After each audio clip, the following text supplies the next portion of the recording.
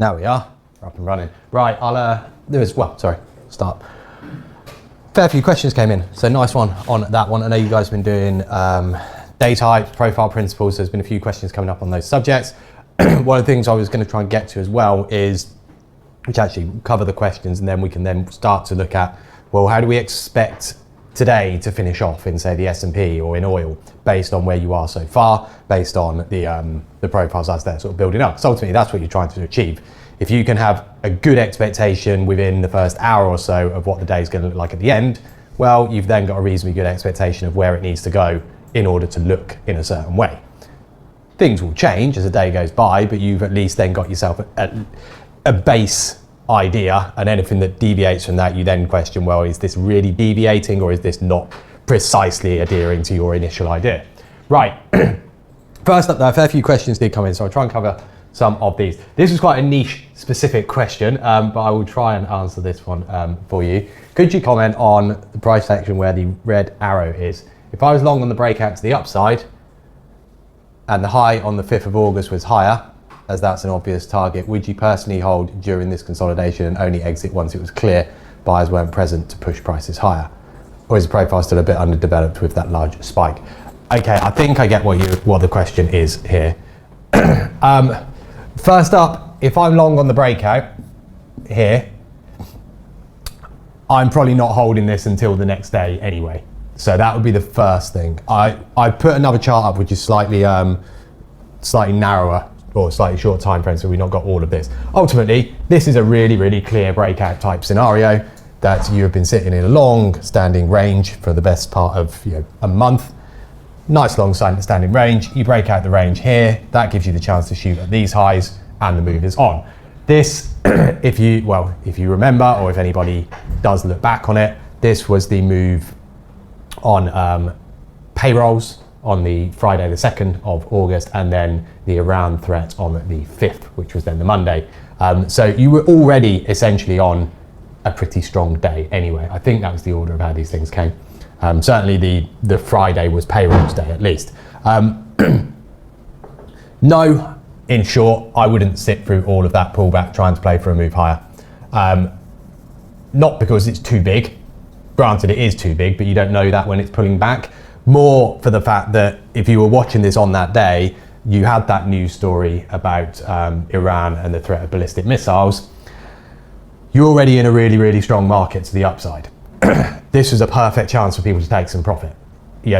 Some people here, in fact, were very lucky in the sense that they were sitting there long here, watching this market go up, and then you get a news story like that, the boom jumps again, great place to take some profit. Don't get me wrong, it didn't go as far as you might have expected on it, but we were already right at the top of the move. I've got the shorter time frame chart on this one. I'm just trying to remember precisely where it was. I think the Iran threat was this one here.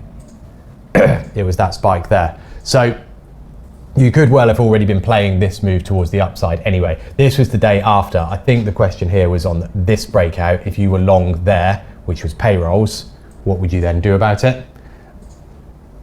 I certainly wouldn't be sitting through this in order to try and get this, because that implies you're going to sit long all over the weekend.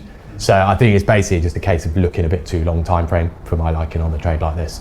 But generally, anything where you've got a market that's already very, very strongly going in one direction, anything that gives it the final push, that kind of exhaustion rush higher, is a good place to take some profit on it. I hope that's answered the question.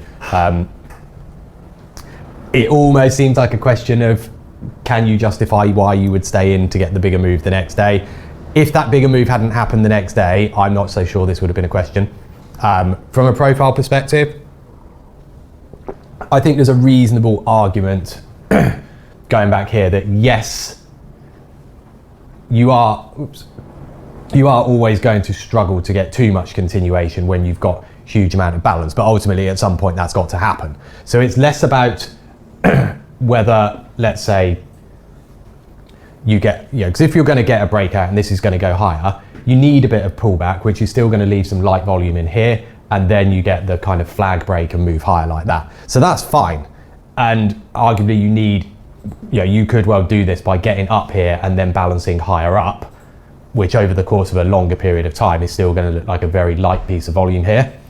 So there's not a great deal wrong with it. I think what you have to look at is, rather than say it's too stretched, because anything in the initial part of getting stretched is always too stretched, it always looks like it's done too much. It's more a question of the vulnerability if it doesn't stay up, i.e.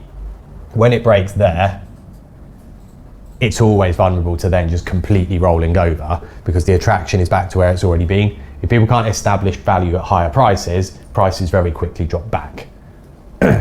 As if you used an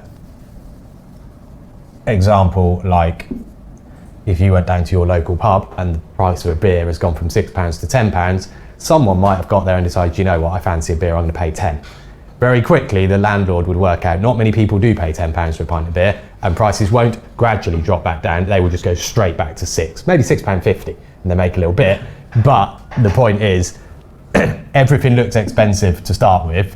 If people start paying £10, then it's not expensive, and that's accepted, and then price can keep on rising. So there you go, if you want to make on pints of beer, which everyone understands in this country.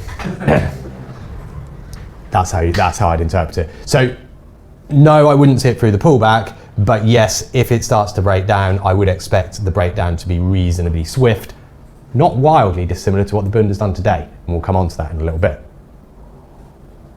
So I hope that's answered that one. Right. Yesterday's action SP was a good example of what we discussed regarding filling lower volume areas on previous profiles. Yeah, precisely, and this is why I like profile, because, well, that was reasonably predictable yesterday at the beginning of the day, meaning that you could well have been playing for this all day. You don't always get them like this, where it is absolute textbook. It was one of these days that if you said to somebody, this is how to play a filling in the cave trade, bid, offer, it pretty much just filled you all day long. It's the kind of thing that is so obviously easy, you probably wouldn't take it. It's almost too easy. If I bring you the chart a little bit more detailed out. What you do need to do is overlay the candlesticks onto the profile. So like I suggested yesterday, we could have had a situation where it trades from around about the sort of 75s, which is where the peak of this volume is. You've got two areas. You've got the bottom of the single print. If it gets beyond that and gets beyond this high, then it could go down here as well. So what makes these ones tricky is that whilst this looks really quite dull and not much happens, this is probably the most kind of aggressive way you could play this type of trade, i.e. you look at that and say, well, it's going to fill in just the middle of the cave.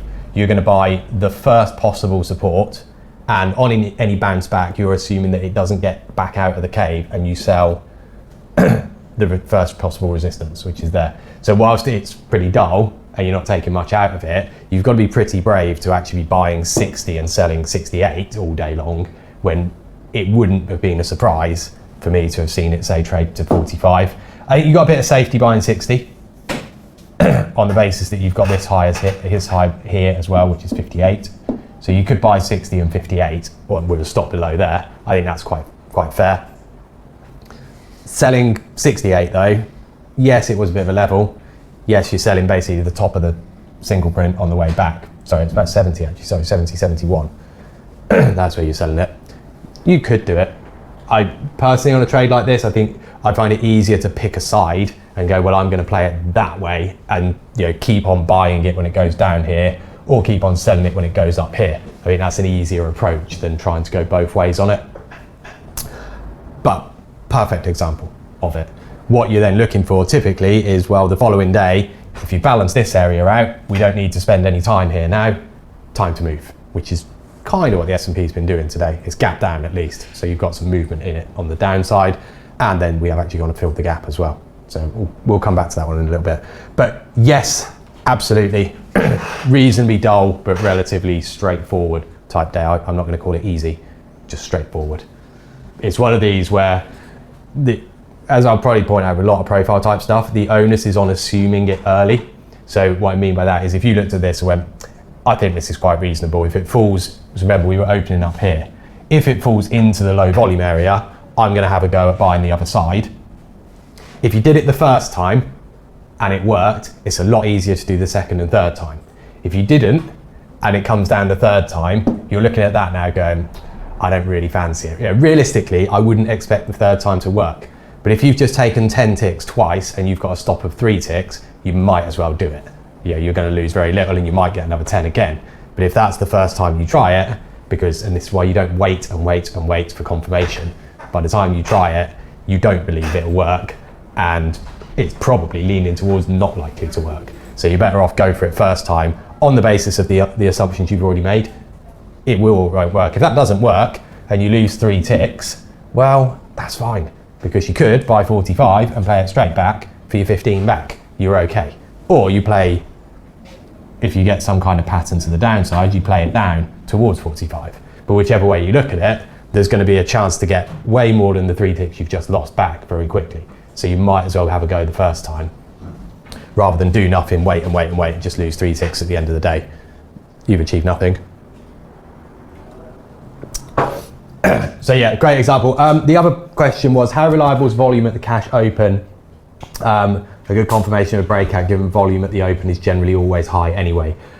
You have to look at this from, and this isn't a great example because this 15-minute chart is perhaps a little bit too longer time frame. Probably better to look at, say, a 5-minute, which I can bring you up in a moment.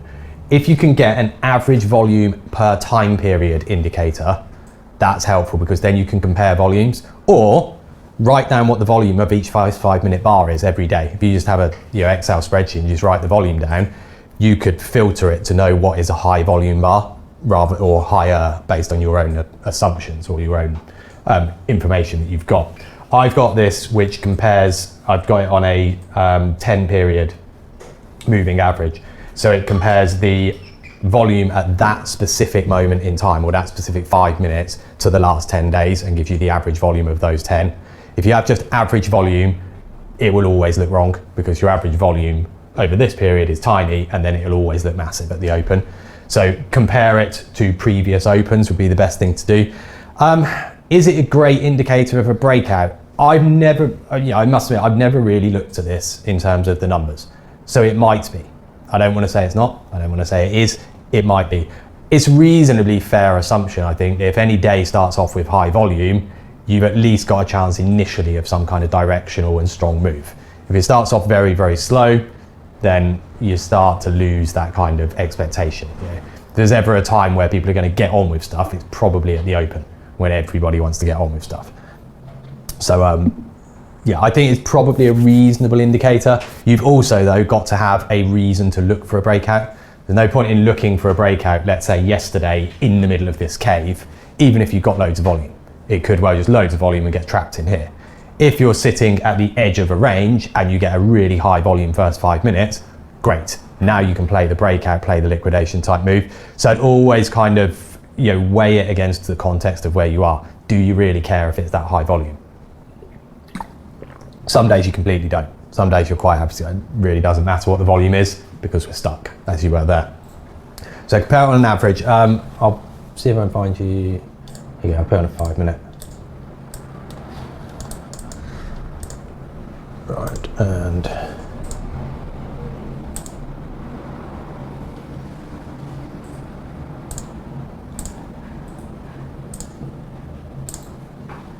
okay. So there you go. That's on a 5 minute. So yesterday, just remember that the peak here is the close, not the open. So this is just a cash session. So that high volume there is the closing 5 minute, not the opening 5 minute. The close always has higher volume on it. So if you go and look at the opens, that's pretty bang on what you'd expect it to be. Yesterday, reasonably similar as well, and the day before. In fact, so if you go to the point, the day before up here is probably slightly higher in terms of volume. So that's marginally higher. I think you're probably looking around about 30,000 contracts in 5 minutes. Like I said, I think this is one that you're going to have to do a bit of research on. The best way, if anyone's really good at these types of things, get a chart and just look at the initial balance and look at the average volume across all of those, and then look at the type of day that follows, or the size of move that follows it. I think if you want to try and make some comparison, that's how I try and do it.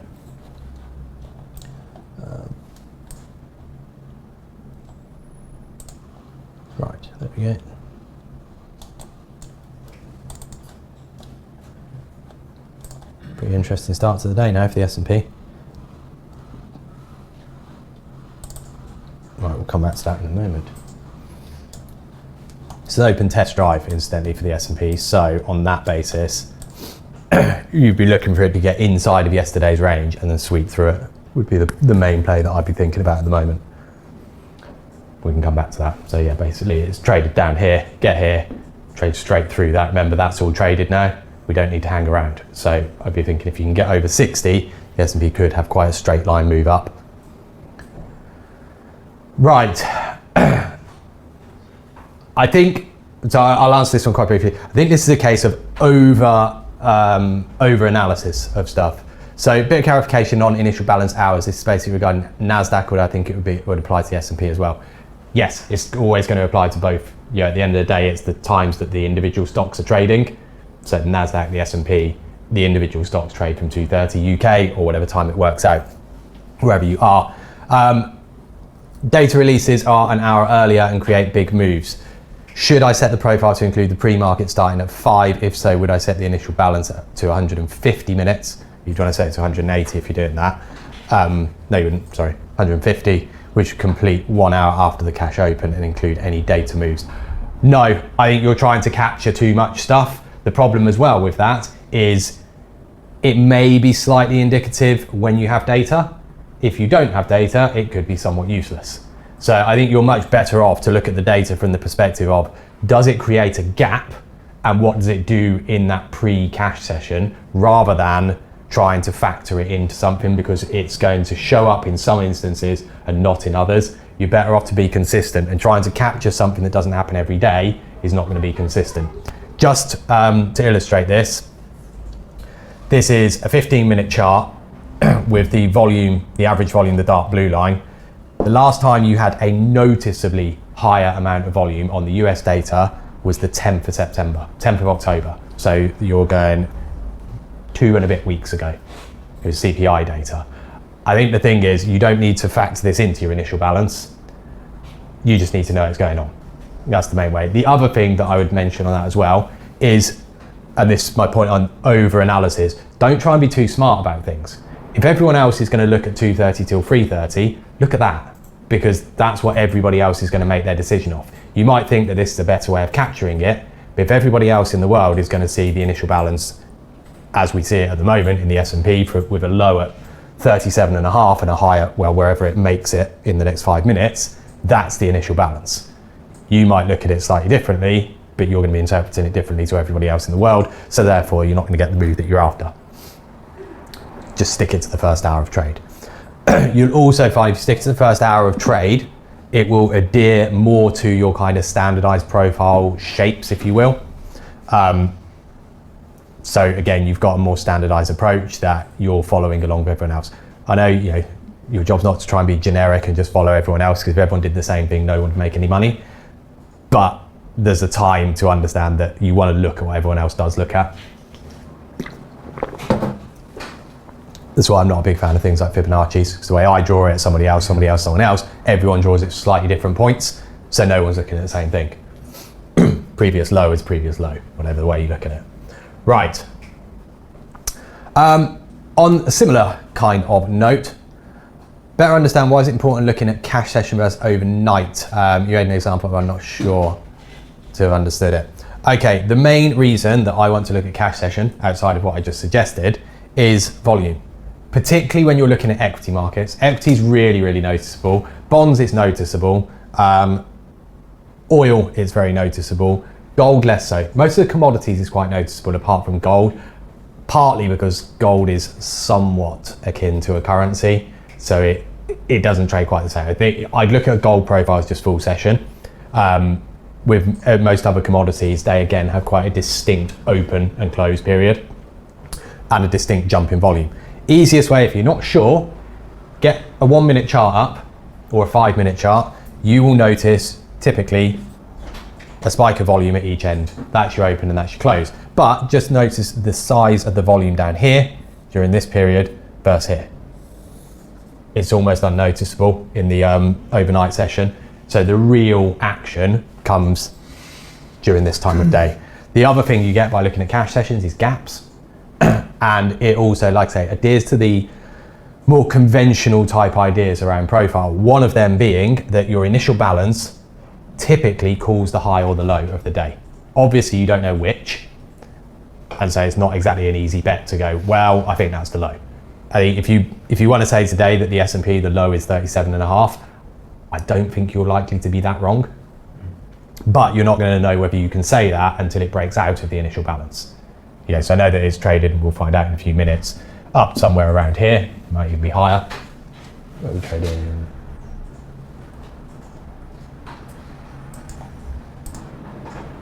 Is that just on cash session 72? What's it? Yeah, 72. Wow, that is quite the move. It's done that whole sweep in one. Right, so you got cash session high 72.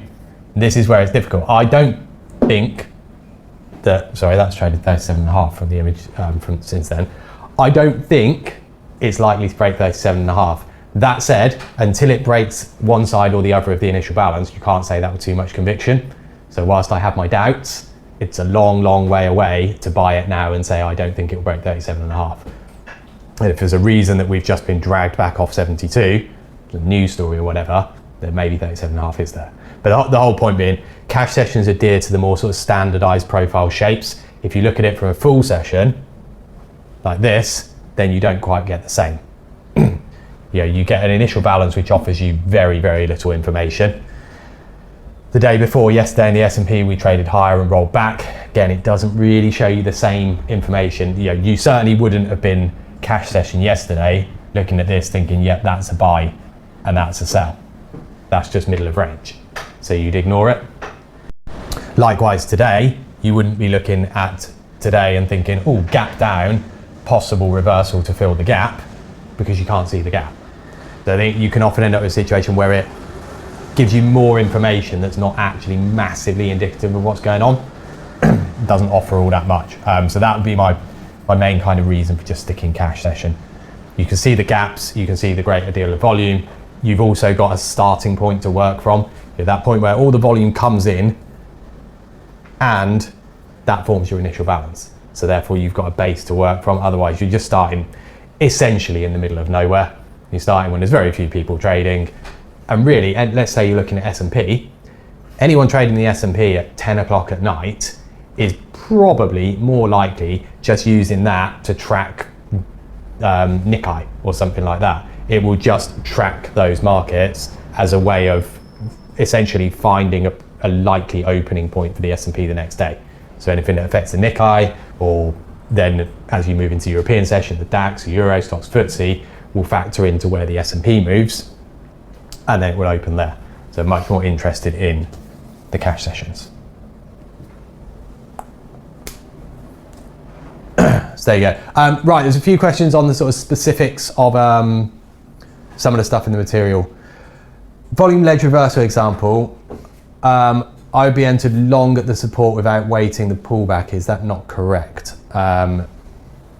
So I'm assuming, whilst above ledge, no need to fill volume in at the volume ledge, price clear support and top placement before targets break current poor high.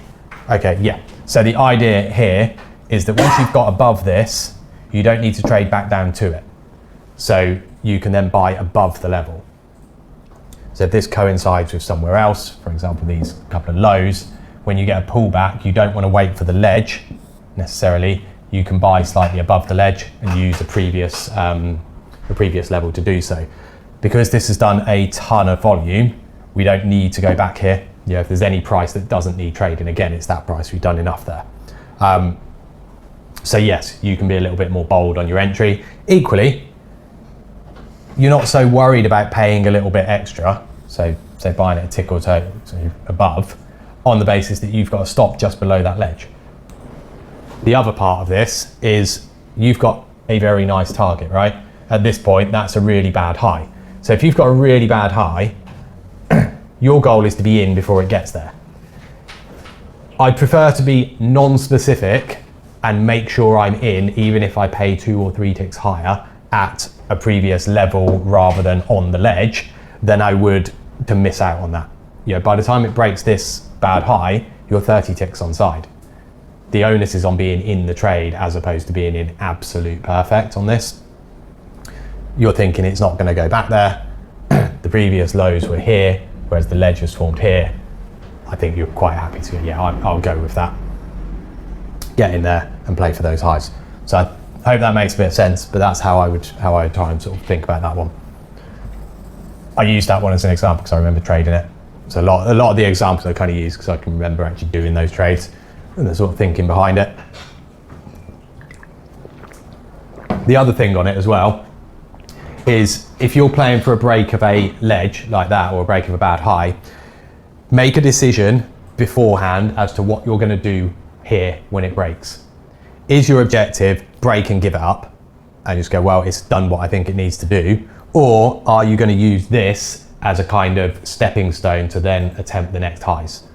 You need that decision made beforehand. I think if you wait and you go, oh, well, I'll see what happens up here. If it goes tick, tick through the level and then rolls back, you're then going to be waiting and thinking, do I, don't I? You're making the decision as you move.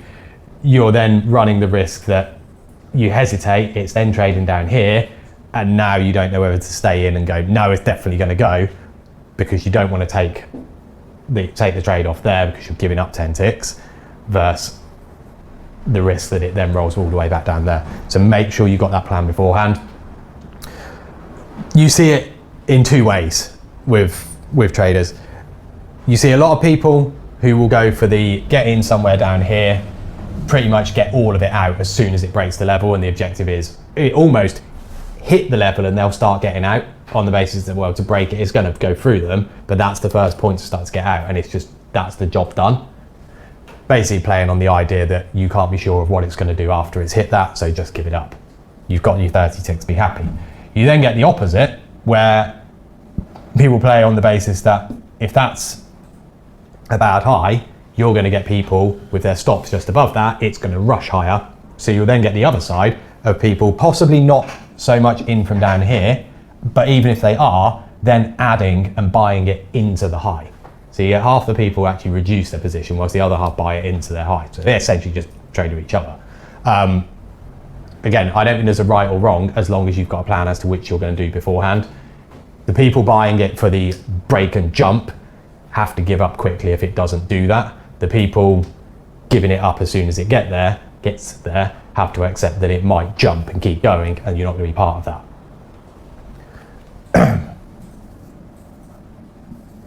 I've always, well, I say always, I've learned to lean on the idea of actually the moment it goes tick through the level, just get out at least half of your position. If you've got a particularly solid reason to believe that there is more in it, then I would be willing to keep half, but I would be very strict on where my stop is on that. What I don't want to do is keep half and then watch you do this, and you then go, oh no, I should have got out. You have to go, right, I'm keeping half. I'm going to find myself a pretty rigid, tight stop, say this previous high. If it does that, give it up and call it a day. Essentially what you're doing is what I call playing for bonus ticks. On some days, it's just going to go pop through and just straight line, wonderful, and you get out somewhere up here. On another day, it's going to go tick through. I'm willing to give that 3 or 4 ticks to play for the possible rush. I think that's worth it. What I don't want to do is sit there waiting and seeing it come back 10, 15 and going, probably isn't what I thought it was. It's definitely not what you thought it was. Give it up. So that's the way I try and approach those ones. That's my approach to it. Other people have different variations of it.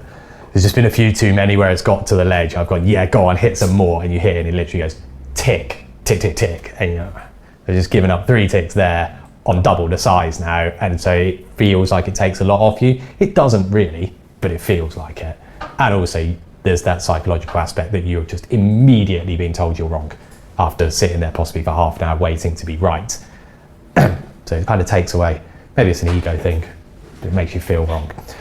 Right, the next one, the ledge preemptive pattern match. So this was used in another one and looking for the same type of trade. This is where a lot of trades come from, right? You see something and then you see a very similar type scenario. You know, right, I've seen this type of structure before. This is what I'm going to go and play for.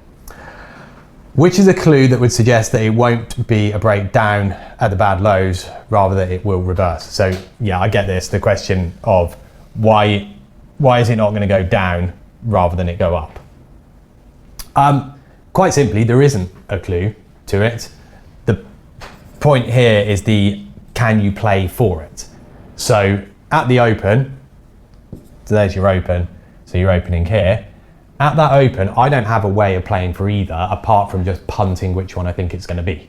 It could break these highs, which is this ledge here, or it could go and break the bad low.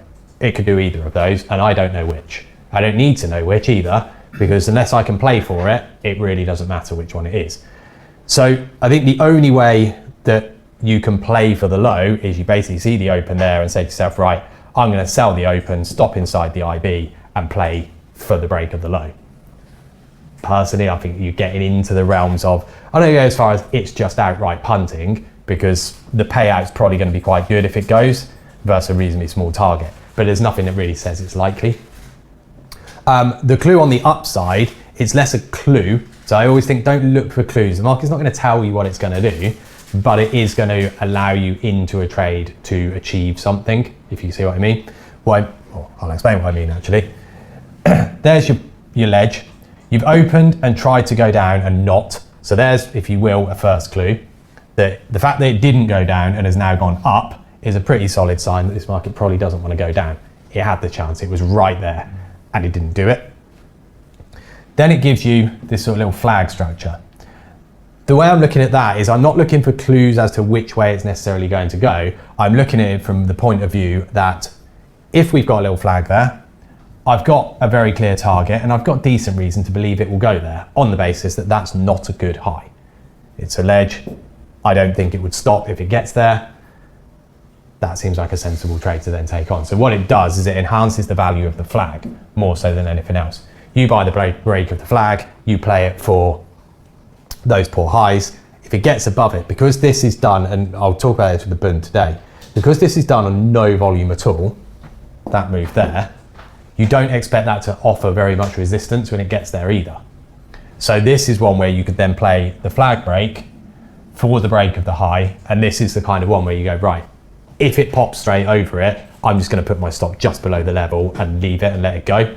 Because if it does pop straight over it, there's nothing in the way to go all the way up there. So you then put your stop below those lows, these little ones over here, you're probably risking 3-4 ticks, but you're playing for an extra, what's that, 30-35 ticks. It's worth the risk. If it doesn't work, okay, you've taken a little flag break and you've made yourself buying 36, 37, and you've got out at 49, something like that. Yeah, it's not wonderful, but at the end of the day, you've still taken 12, 13 ticks out of a move that goes nowhere. If it breaks, you've got the chance of the extra 30, you can go for them. So yeah, it's not, in the first instance, I'm not looking for clues down here. What I'm waiting for is the ability to play for one or the other. If this just opened and went straight down through those lows, it's gone. There's nothing I can do about that. The clue would be the fact that it's done it, and you go, oh look, it's done it. Equally though, if it opened up here and then fell out of yesterday's value, then you could say, okay, I can play for those lows. I can't remember precisely what happened, but it would not surprise me if it did go and break them at some point. Your trade on that would be, after these few days have built up, your trade on that would be break this low. I'd sell the break of that low with the expectation that you're going to go and break those lows. That's the way that I try and approach that one. So I think it's one where it's on and you know it's there. That's the nice thing about things like this. At some point you're going back there and it's going to break it. There's one in the Bund at the moment, like way up. I don't know, maybe 100, 150 ticks higher. It's going to go at some point. It was the one we talked about yesterday, actually. I think above 133.91, somewhere like that. That will go at some point. You've just got to work out at what point you can shoot for it. Right. Okay, so a couple of comments from Jason about the S&P one and the filling the gap in, or filling that cave in, and then I'll come on to the Bund one. He went for it and tried to play for the value over the previous day and to fill the gap, which seems to have happened today. Got stopped out as it resisted the middle of the range, but by then there's enough price action to see inside range bound day. Didn't look to trade the range, but it was enough to keep me out. Yeah, and I think that's another thing. If it's not your cup of tea, playing these types of S&P filling the gap trading, if that's not your cup of tea, well, when it doesn't do the move you're looking for, which that was the move Jason was looking for, if it doesn't do that, you step back and go, I don't want to be part of this. I don't want to sit here watching it creep up and down, up and down, up and down. I don't think there's anything wrong with that. Yes, there's some money to be had, and in hindsight, I say, well, you keep buying 60s all day long. It's easy. It's only easy if that's a trade that you would normally do. If you build that into your kind of playbook of strategies, playbook of trades, great. But if it's not something you do, I'll talk about the Bund in a moment. Almost nobody's played the trade that you could see being playable today in the Bund, simply because, well, no one likes that trade. They don't like that just sitting and waiting trade. I think there probably will have been, and I'll show you in a moment, a few people who will have played it and would have been somewhat disappointed in that it didn't break down today, but they would have played it from much closer to the lows. Was that the break of 32, 97? The Bund. This morning? It was the break. Oh, here you go. Let's go discuss. Yeah. So the play that a lot of people will have played today was selling it down here to try and break what was a bad low that formed today. So you will have got people playing that. Very few people played this. A few people played this, but as it happened, the bigger trade was copper because there was a China stimulus trade. So that's what kicked this on the way. With anything, if you've got some kind of news out there, even if it's not direct impact to your market, it ramps up volume. It gets people to do something. So if there's a technical structure, it's more likely to work when you've got more volume, more sensitivity, more movement in a market. Do you combine the reference point and profile and the candlestick patterns to take candlestick patterns, or take candlestick patterns alone? Personally, I don't like to take just a straight candlestick trade without looking at a profile. The idea there being, well, I don't want to put myself into a position where I'm playing, let's say, a 5-minute flag to the downside, but I'm falling right into a clear profile support area. Which one do you go with? I always think, well, if you've got a sort of dissonance, if you will, just don't do it. There's easier trades to take that you can go, well, this says down and this says down, sell it, than one saying down and one saying up. Leave that alone. You don't have to do those trades. So yeah, for me, I would always combine the two. So let's give an illustration, and particularly as we're talking about day types. This is pretty textbook. We talked about this yesterday, pretty textbook liquidation type day in the Bund yesterday and today, which is really nice to see. Yesterday, the bit that makes me think liquidation, again, you've always got to a degree, jump to conclusions early, but what you're doing there is, yes, you're jumping to a conclusion, but you're also eliminating that it's unlikely to be X, Y, Z scenarios, so therefore it's only going to be one or two. So talking about yesterday with the Bund, the possibility of this looking like a trend day. The bit that I was saying put me off thinking it's a trend is the speed and straight line nature of that move up. The bit that made me think it was a trend was the fact that it did continue to shift value higher. It didn't by the end of the day. It gave you the pullback to 0095 and then rolled back up the range. But in doing that, it takes away the trendiness of it. This was what you ended up with, straight line up, and then it does that for the rest of the day. It's not exactly trendy. Trend day, there's not many examples of these. You would see more of that type of movement on a trend day, and you've not got it.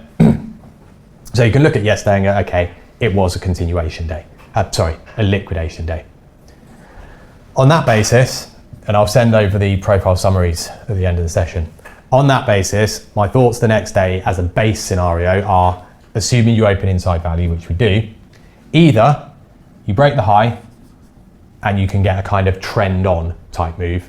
Wouldn't necessarily expect liquidation, but it's not wildly a crazy idea. So basically, if you can get outside of yesterday's value, outside of yesterday's range to the upside, I would expect just continuation type movement. On the downside, in this instance, you've had the liquidation up. What this implies to you is this is a day built on a reasonably shaky foundation. The shaky foundation being that the people buying here are not buying because they want to be long, they're buying because they were short and now they want to get out. The people who are selling in possibly this area, selling in this area, it goes down, it gaps down, they're thinking, excellent, this is going to go. It doesn't, it starts to reverse back and they all run for the exits. Bearing in mind as well, you would have got, because of the over the weekend news, you will have got people also coming in at the open and trying to sell it. So you'll get people come in, rush in at the open to sell, it starts to tick back and they all start to run for the exits, which is why you've got that quick move up here. As I say, the flip of that then is you can get liquidation back. The way it looks to me from an environment perspective is this is one, very technical, two, very driven by short time frame people. You say the same with the S&P as well. Yeah, the way that traded, yeah, it's doing the obvious things. It fell into a cave and traded in the cave. It gapped down today, didn't keep going, went back and filled the gap, swept the range and fell back. Doing all the obvious stuff, that generally suggests that you've got a market that is predominantly led by short time frame people on the basis that we all do the same types of things. We're all looking at the same idea that if you get back inside here, you're going to move up. If you fall back below 95, we're going to go down. And so everyone piles in on the same trade. When there's other participants around, larger participants, they're going to look at that and think, wonderful, we can get some liquidity here, let's buy. And it doesn't just drop out the sky in the same way. So it's much more sort of short time frame orientated. The bit that kicked this off today was the China stimulus story. China's constantly at the moment trying to sort of get their economy going again. They brought that in. So copper absolutely flew this morning. The Chinese markets did as well, and the bond starts to drop. So whilst it's not the most obvious place to go on a Chinese stimulus, selling bonds is not a terrible idea, particularly when you've got this really nice 95s structure again. Back through 95, you can sell it. Where that then brings you onto, and this is the bit with the whole idea of being able to say, right, well, I know what the day is today now. I think once you've got the initial balance and then you'd had this very fast move down, which is this move down to here, as soon as you've got that, your mind's made up what the day is. This is a liquidation day. Therefore, I'm expecting to see a bit of this type of action for the rest of the day. You're going to get effectively a range bound day here, and you've just got to work out what the extent of the pullback is and what the extent of the drop is. On a day like this, I would generally only play it one way. I don't want to try and play it long and short. I would just play this short. Reason being, if it does get a little bit more of an impetus on the downside, it could go and roll through that low and keep on going. So I don't want to be cutting and reversing long just as it goes whoosh through the low. So I'd prefer to just play this as any pullback, you sell it and play it back down. The bit that people don't like about these types of trades, or the reasons why a lot of people don't do them, is because they're generally quite slow and also entail sitting offside for quite a long time. Because if you're looking at this and you're playing this to roll back down, I'll bring this onto a shorter time frame. Once it's done the first drop, because it's easy in hindsight, you just go, well, just sell the pullbacks. You go, well, look, the previous day's low was 78, that's there. Sell 78, take it back to the low, dead easy. The problem with that is when it's trading at the low, finger doesn't work. There you go. When it's trading at the low initially, and you've now decided, yeah, I think this is a liquidation type day, if you offer 78, it might not get you. It might not come back, in which case you're left with nothing. So the way you have to look at it is you need to look at what's happened today and where the volume is. The volume at this point, so I've drawn that profile as it would be when you get to this low here. As you reach the low, the volume really starts to build out here, and then you've got this light volume at 71. So if I'm looking for a place to sell, that's the place I want to sell. The reason people don't like it is that you also can't say that 78 is a bad idea either. So you're then looking at it going, well, I need to sell 68 because if this is a very tight one, it's not going higher. So you're going to have to sell 68, but you've also got to put your stop above 78 and realistically should probably sell 78 as well. So what you're doing is you're taking on a reasonably big risk that your stop's going to have to go up here for a not particularly massive target. What you're doing is you're playing on the basis that you probably won't get stopped out. There's going to be a fair few of these where it never even reaches 78 and it does that. So if you say your stop's at 85, I would say the probability of getting stopped out is very low. The difficulty is you're going to have to sit this for 5 minutes. You're going to have to sit there for an hour just offside thinking, well, I might get stopped out in a minute, and also increasing your position. You're going to sell 68. You could then look at maybe you can find something in here, possibly sell 72, you sell 78, it becomes uncomfortable. But on the basis that over the long run, this will work most of the time, you can then still get out back down towards the lows. Targets on a trade like this, I think you have to target this area of low volume. It's a little bit weird to leave that little pocket of low volume, but it does coincide with the previous days, the previous lows here. That would be a target. So you've got a target of 58. If it breaks 58, you're going to have to see it trade that high volume, so 50, and then you're looking for the break of the lows down there. It's not done it, at least unless it's done it very recently. No, you're still trading up. This is a really frustrating one. There are definitely a few people who, when it broke 58, started selling it there for the break of the low, and it doesn't go. And they end up frustrated on it. So yeah, it's one of these where you trust the technicals on it. You go, well, the chart says it's going to do this. I've seen enough of these liquidation type ones where it does do it. But there's nothing going to tell you you're right when you're in the trade. There's equally not a great deal that's going to tell you you're wrong until it trades 83, 84, and you're stopped out. So it's uncomfortable. It's like almost every trade. If you look at it over the long run, it makes sense. If you sold 68, 72, 78 today and got stopped at 83, you're going to be thinking, this is a stupid trade. I'm never doing that again. If you do that 10 times, I reckon 8 of them will work. It's just today's one doesn't. Incidentally, today's one did. So if you did this the first time you've done it, you're like, this is a trade, I'm doing this. Till next time you sit in it for 3 hours and then just get stopped out. It's pretty boring. That's why people don't like doing it. People just don't like that just back the chart idea on it. I think people are missing out on something there personally. So you're just blindly selling because the volume, the high volume, low volume is, or you're waiting for price action in those areas? It's not completely blind, but I was saying this to Peter this morning. It's more an absence of anything happening. I don't need to see anything happen. I just need to not see lots of buying. So it's just mucking around up there, no low volume. Yeah.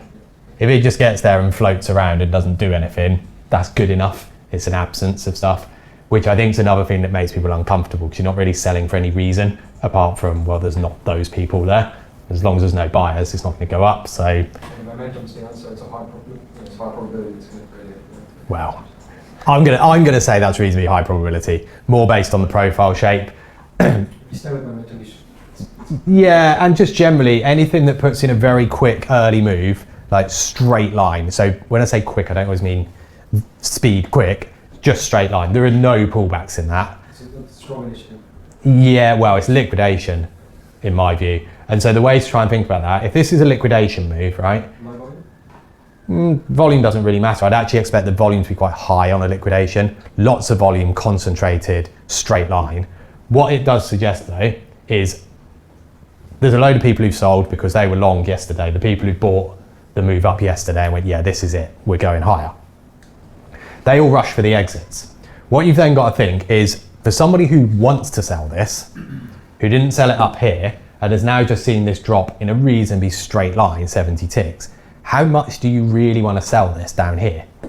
Probably not. So all of those people who genuinely want to sell are going to sit back and go, I'm going to wait for a pullback, which means you then end up with lots of people waiting up here to sell. So this creates like a wall of offers. At the same point, if you were thinking about buying this, you were probably thinking about 95, and if you did, you've just got burnt on it. On which case, if you are thinking about buying it, you're not going to go rushing up and chasing everything to the upside. You're much more likely to go, well, let's just wait for it to fall back. If people don't start hammering it through the low, then you can buy it and you're more comfortable on it. So you basically just end up with a big day of sellers want to sell it up here, buyers want to buy it down here, and it doesn't do much in between, apart from floats between them, because too much has happened already. If it happens slower, then it's easier. For a seller, if this goes slow, trend type, then you can sell progressively lower on the basis that you're essentially like controlling the move down. But when it runs away from you, the worst thing you can ever do when everyone else panics is join them in panicking. It never goes well. That's essentially what's happened there. A load of people are panicked, so you don't want to sell on the bottom of that, which is why the theory behind this works. It's just uncomfortable. That's sorry? That's great. Well, not necessarily. If you sold 95 on the break there, that's as comfortable as you're ever going to get. You go sell 95 and it goes 4, 3, 2, 1, and then it went little range 1 to 3 and then dropped. I don't think you're going to get many more comfortable trades than that. You would have had to sit through like 2 minutes of discomfort whilst it sat between like 91 and 93. That's what you stopped for. there, put it above the previous low at 00, you're all good. If the trade works, it's going to sweep the whole range. You're sitting there looking for 58 because it was the previous lows, it was the breakout. It's absolute textbook what should happen.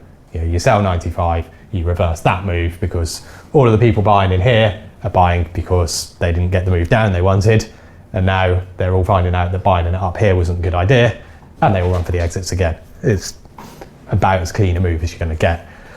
The fact that it was the China story took away from anyone really making any money in the Bund, and they all made money in copper instead. If this was just pure technical, there's a few people that I would have expected would have absolutely cleaned up on that. Sorry, Rich, what's the symbol for copper? HG. Periodic table. Huh? Actually, no, it's not. Is it? Copper's CU. Periodic table. So I don't know why it's HG. I'll leave you to work that one out yourself. You'll find it out for us. Well, right. I thought we'd have a go at looking at some things from the point of trying to actually work out what you think the profile is going to look like at the end of the day. It's all well and good pointing, oh, look at that. It was this type of day or this type of day or this type of day. Oil's probably one of the trickier ones, I think, at the moment, actually. Yesterday made a fair bit of sense. You got that big sell-off, any failure to continue that, and it's a bit like the Bund yesterday on the open as well, that once it failed to go down, you got that move back up. That was the one we were talking about, that really tedious grind up that it did yesterday. Really ugly, but it did do it. So that's the cash section just here, this bit. This is then your post cash, and then this is your overnight. As a trade to start the day off, what you ended up with today was this drift up in the overnight. So you're seeing this kind of counter the overnight move at the open, which is what you've then got, open drive straight down. So then what you've done is basically moved straight the way back into the previous day's value. This does detract from direction for the day. It leaves you a bit uncertain. It would leave me very much with the view, I want to see what it does on the break of the IB, and that's going to determine the action for the day. Because of what's happened and the way it's moved recently, we know that you're on this big down move, right? It has, over the course of at least yesterday cash, overnight consolidated, so it could well now move. So from this point of view, and I've not looked at what's happened, so we'll find out in a moment. From this point of view, I would look at this and think, if it breaks to the downside, and the lean would be down here, the reason the lean would be down is that you've opened and gone straight down. Ideally, you'd want it to close down here. This was just before the open that I put this up. You'd want it to close down here, sorry, just before the end of the IB. At which point, I would then be looking to try and sell the break of the IB I would be looking for a trend move initially, through the lows of yesterday, continuation. If it doesn't break the low, what I would call convincingly, i.e. straight through the low and start to put in a continuation pattern below, then I'd be looking at this for a more kind of normal type day, i.e. a day that basically has a profile that looks something like that in it, and then you're looking for it to bounce back, try and sell it from sort of yesterday's value area low, like that. On the upside, my initial thought, we saw this the other day in, it might have been oil actually, I think it was oil. Was it? Can't remember, one of them, where basically it went straight back through the open and then rushed higher, because you got this, no, it's the S&P. You had the open drive up and then it dropped straight back through the open and rushed higher. I'd be looking for a similar type of game here. If you drive through the open there, you could get this liquidation type move up, i.e. take out the overnight high, go and shoot for Monday's high. That would be the idea. Look for that to be a bit of a liquidation based on everybody who sold it here thinking, yes, this is the beginning of the big move down. They don't get it and they all get rushed out on the open. Sorry, not on the open, on the break of the IB. Like I said, I don't know what's happened. It's just broke lows. How was it? There we go.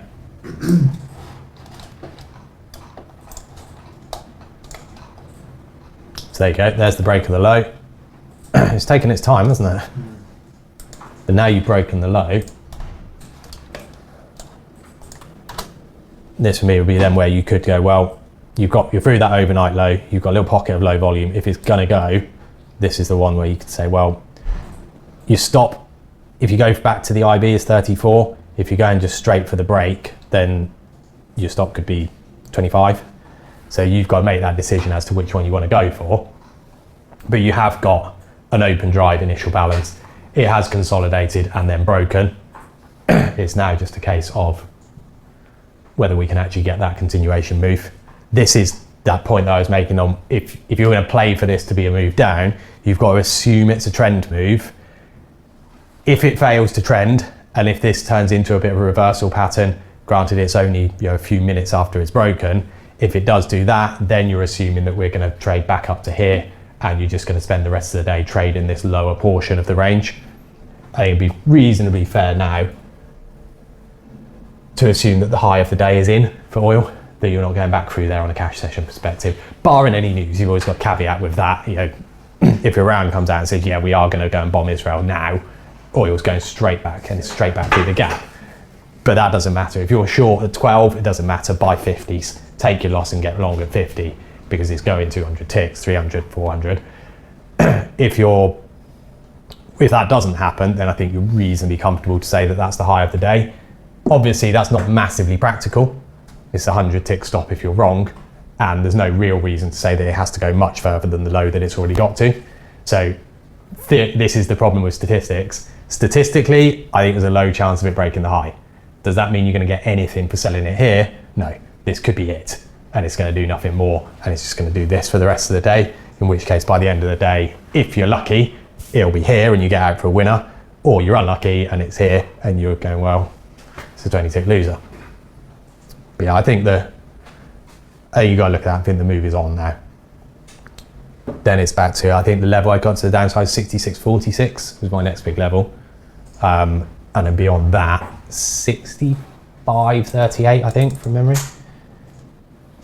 That's from 66.46, the low before this rush up. And then 65.80-ish would be the next bit. So main thing you're looking for on this trade now as well is the lows of yesterday. If you go and break that low, then I think you're well on then. So that's going to be, that's the sort of key bit that you've got to get through yesterday's low. If it breaks yesterday's low, the other part of that is I think that could be the place to add. You go and add through yesterday's low, because at that point, once you go through yesterday's low, well, what reason has it got to bounce anywhere until it gets to 66.46? So you can see the scope of the trade. If you're worried about size of stop, you go, well, yes, it's going to be a 25, 30 tick stop, but you're playing for 46s to the downside. You're playing for a 70 tick winner. So it's 2-to-1 risk reward, plus you get the chance to double up through the low of yesterday, at which point I think the probability of getting stopped out really reduces. So play it like that. When's the oil session close, Rich? 7:30. Just a little bit of time. Yeah, you've plenty of time. Yeah, it's only been open for 2 and a bit hours. So that was later in the session, probably would have been added. If it was later in the session, my expectation of much downside would be limited.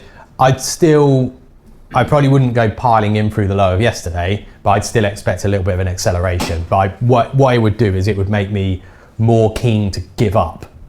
As in, if you go and sell it, let's say here, and this is 7 o'clock, and it goes ping through the low, I'd be quite happy to go, okay, it's rushed through the low, give it up. Whereas at the moment, I'd be much more happy if this spends half an hour trading here and creating a bit of sideways action, sort of a flag, I'd be quite happy with that as long as I don't get stopped out. If this is 7 o'clock, I want to see this go. The other time to do it is if this is down here at 7:20, 7:25, you might get people sell it into the close, and that might be the other part of the trade, but that's separate. So that's the way I look at it. Incidentally, if you are interested in closes, worth watching the close, perhaps less so today, but tomorrow and Thursday, all the closes should be good. More so Thursday, obviously, because it's month end, not because it's Halloween. That's 7:30 close, Rich? Or Sorry? is that 7:30 close? If you're watching oil, yes. Equities, 9. Equities 9. No, it won't be 9, sorry. Oil will be 6:30. Remember the time change. So remember that. Also worth watching whilst you're not trading Brent, if you watch WTI at 4:30, because that's the Brent close. They'll track together. Right. So that's the oil one. The S&P now, this is one of these days where I think it's already told you what it probably is.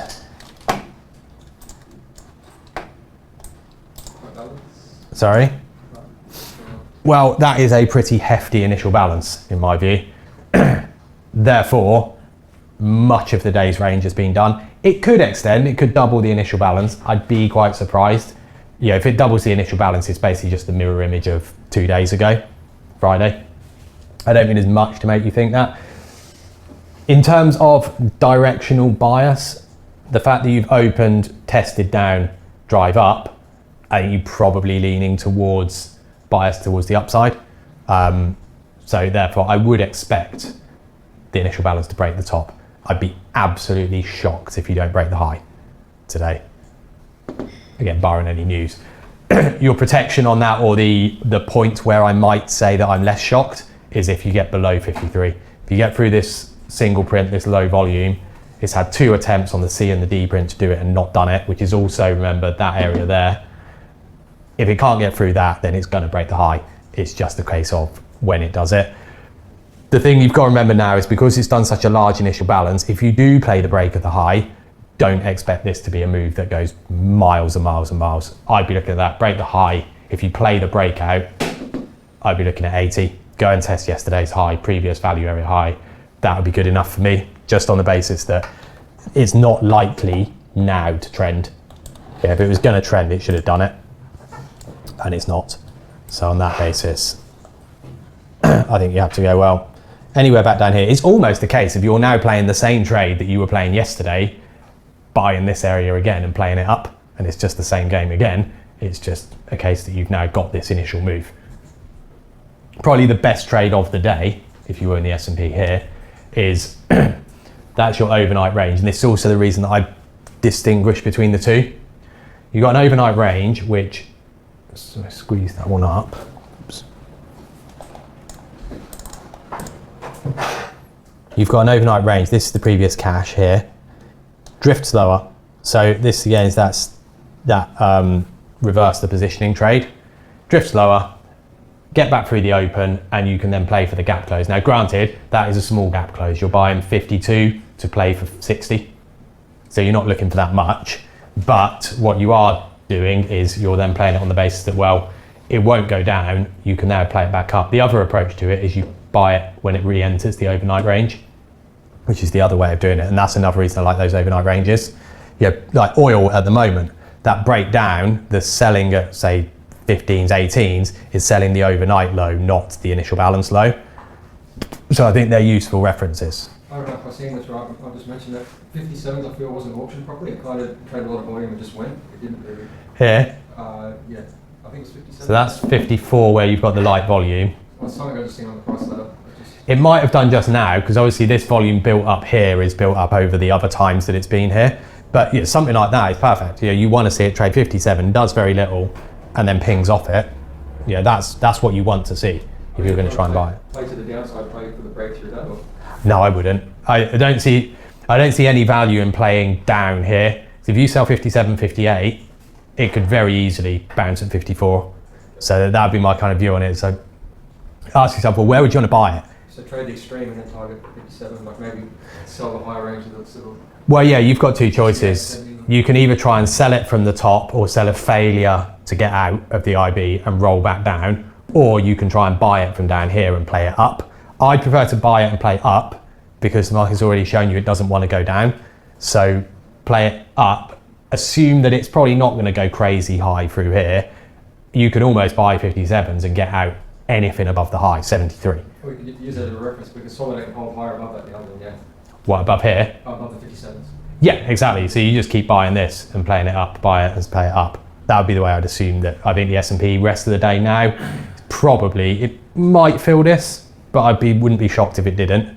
And it's going to put a lot of the volume probably smack back in this area again like yesterday, and you just end up with this profile that I'm convinced it will break the high, and then it will just round off like this. The only surprise might be that it does something like Friday, but Friday was different in that the initial balance went up first and then down. So you've got a reason for that rush lower. I don't see a reason for this to rush higher. We've got some Apple news about a Mac or something. I don't know if that'll help it. Apple unveiled this new Mac Mini. New product's not going to make any difference unless that changes revenues and earnings.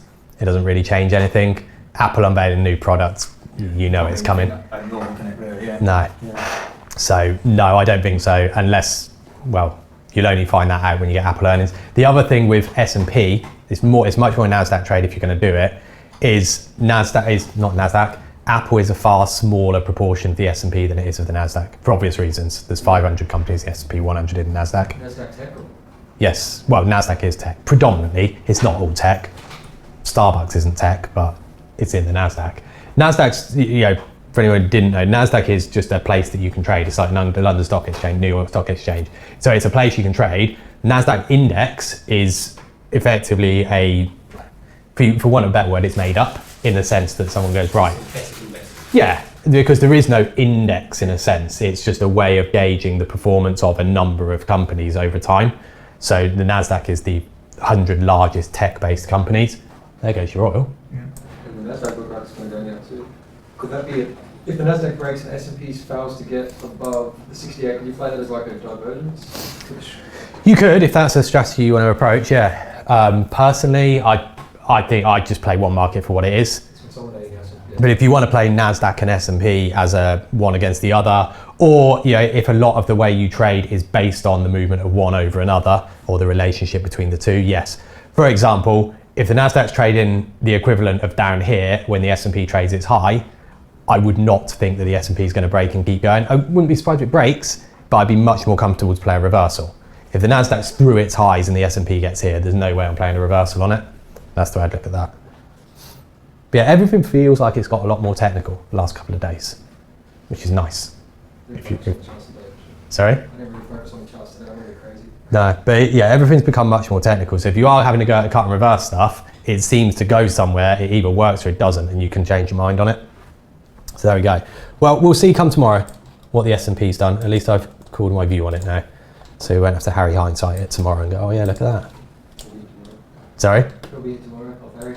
Yeah, well, we can then make some calls about it the next day. That's the whole objective. You want to be able to go, right, I think today is going to do this or this or this, and so therefore I want to do X, Y, Z, or do nothing. Some days you look at and go, well, even though I think I can see what it might do, there's not much for me to do. Play it like that. Right, but on that note, I will wrap it up there.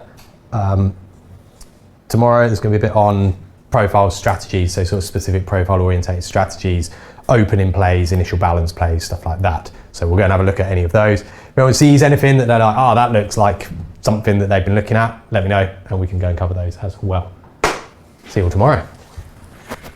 Israeli finance minister, war in northern Israel end before the end of the year. Sorry? Israeli finance minister, a war in northern Israel will end before the end of the year. By what? Someone? I don't think that means a great deal, unless he's going to tell you how it's going to end. And of course, the Israeli finance minister wants the war to end. Why wouldn't he? Finance minister, yeah. Well, they're paying for it, right? So he wants it over, but it doesn't mean it will be, and it also doesn't tell you how. If it's over because I don't think they have it, but if they go and nuke Gaza, well, the war's over. It's not exactly a good result, though. So it depends how it's over that really matters. How do we hit that headline when we see Israeli nukes bloody sell everything? Buy stocks. Buy stock? On the basis that, well, they're going to drop, buy stocks, because if it turns into a war and Iran starts sending nukes other places, you're dead. And if they don't, stocks will go back up.